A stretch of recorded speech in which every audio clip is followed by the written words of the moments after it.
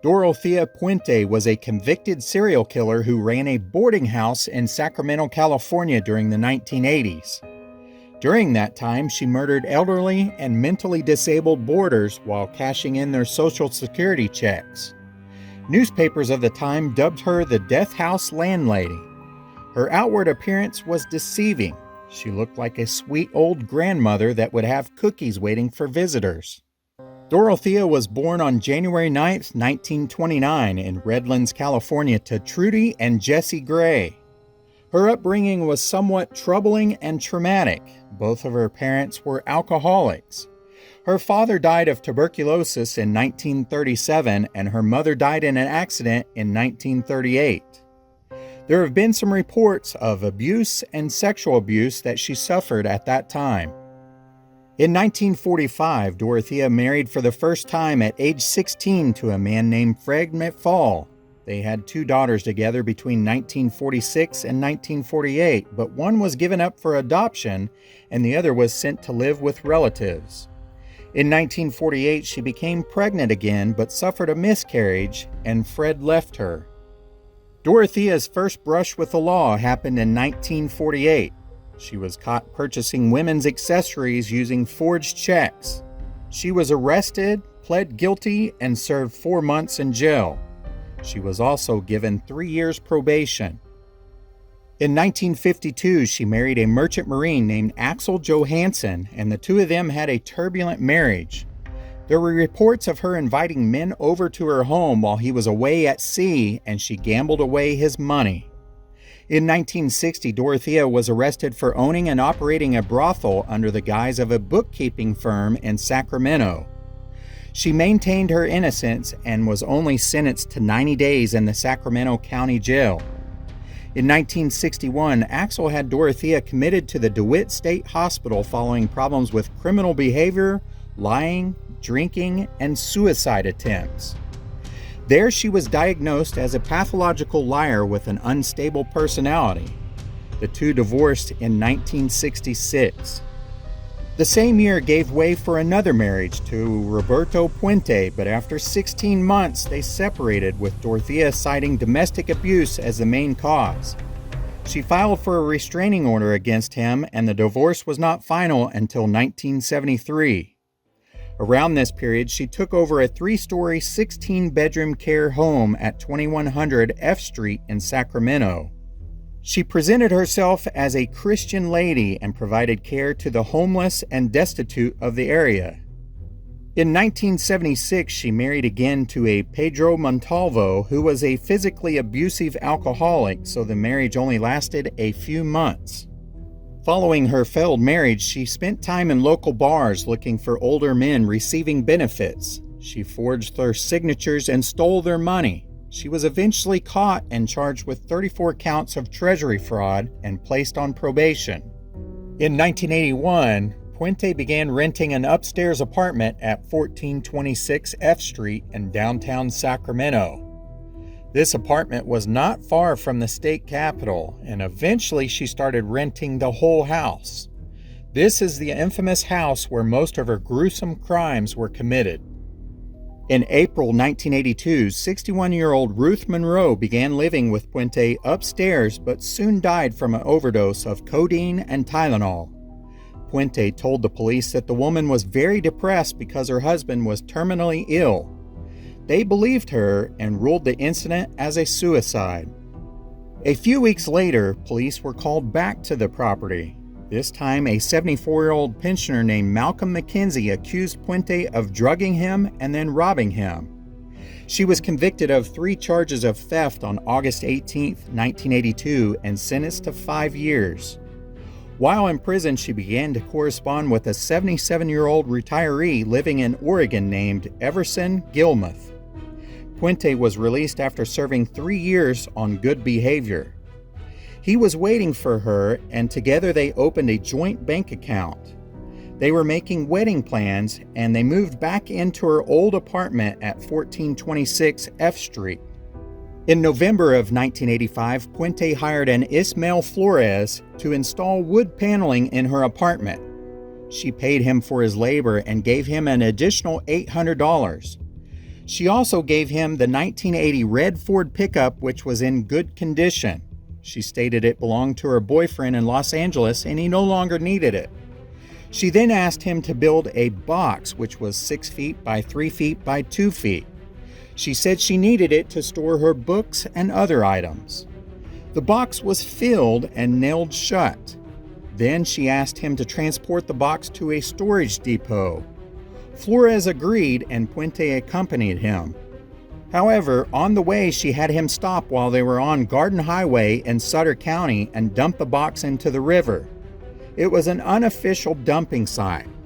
Flores questioned why, and Puente responded saying that the contents were just junk. On January 1st, 1986, a fisherman found the box 3 feet from the bank and notified the police. Investigators found a badly decomposed body of an elderly man inside. Meanwhile, Puente continued to cash Gilma's pension checks and wrote letters to his family explaining that he had not contacted them because he was ill. She also ran a boarding business of which had residents who were elderly, alcoholics, and drug addicts. She would collect the checks and cash them, giving the residents a small portion of the pension. Police estimate that she was receiving some $5,000 in profit per month. This behavior went on for quite some time.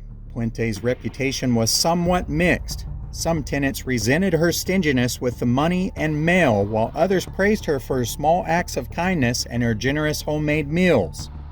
Residents would come and go, or at least some people thought. Some never left the property at all, just the house. Neighbors started complaining to her about the foul smells coming from her property. Puente was an avid gardener who grew tomatoes, peppers, and other vegetables. She told her neighbors it was fresh fertilizer that she had spread across the ground. Neighbors were also suspicious when they noticed the odd activities of a homeless alcoholic known only as Chief. This was Puente's handyman. He was spotted hauling dirt and trash out of the basement, which at the time had a concrete slab. He also tore down the garage in the backyard and installed a concrete slab there as well. Soon afterward, Chief disappeared. Despite the odd activities, nothing happened to Puente until sometime in November of 1988.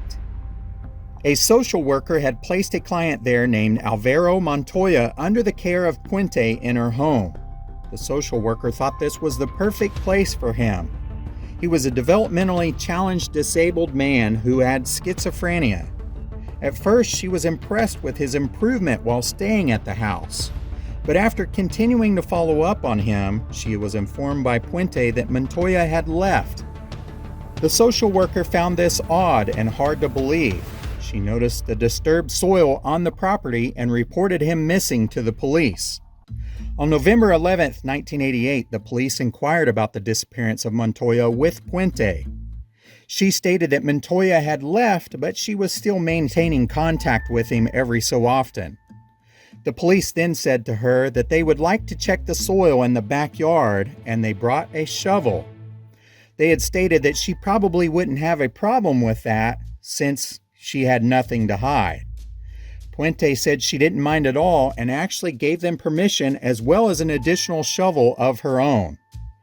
At the time, Puente was not seen as a suspect. She was a sweet old caregiving lady. When they started digging, they uncovered the body of someone else, which was later to be determined as Leona Carpenter, age 78. Police kept digging, and just before the discovery of the second body, Puente went outside and asked the investigator if she was going to be arrested. He said no, because she was not a suspect at that time. She stated that she would like to go get a coffee from the local hotel and asked if that would be a problem. The detective escorted her out of the property and said it was no problem at all. After the second body was found, the police chief asked where Puente was at. The investigator informed him of her whereabouts, but she had completely disappeared and was not at the hotel. Police brought in a backhoe and uncovered a total of 7 bodies on the property. They were all wrapped and placed in strategic places around and about the yard. The identification process took some time as they were badly decomposed. Dental records were quite challenging as many of them were missing all of their teeth. Puente was eventually charged with a total of 9 murders. Puente's boyfriend Everson Gilmuth, 77, and 8 tenants who boarded with her.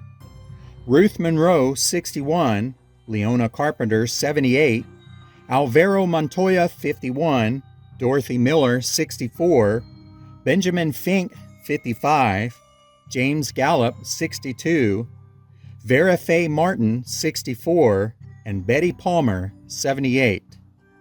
While Puente was missing from the police, she was out visiting bars. There she befriended an elderly man, and she inquired about his pension. He thought it was odd that she was asking about this, and he also recognized her from police reports. So he reported her. Police eventually arrested her at a hotel after she lied about who she was. Puente maintained her innocence of murdering the individuals, but was asked why she was keeping their checks and cashing them. She never confessed to one murder. The prosecutor argued to a jury that she drugged the tenants and then suffocated them with a pillow. Once they were dead, she hired convicts from a halfway house to bury them in her own yard. One of the bodies was found to be buried in her front yard, and it was missing the head and hands. The jury members had trouble seeing past who she was in person. They viewed her as this sweet old grandmotherly woman that couldn't hurt anyone. The prosecutor called some 130 witnesses against her.